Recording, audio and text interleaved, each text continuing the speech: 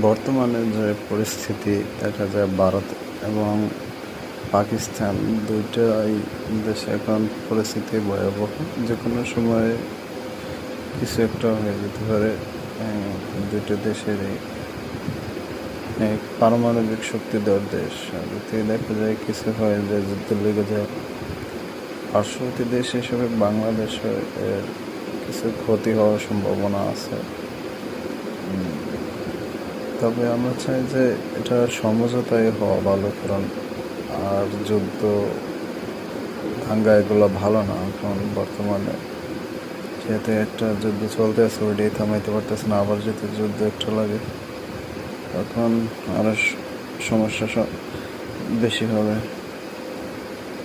আর আপনারা কি প্রত্যাশা করেন বলতে পারেন কমেন্টে।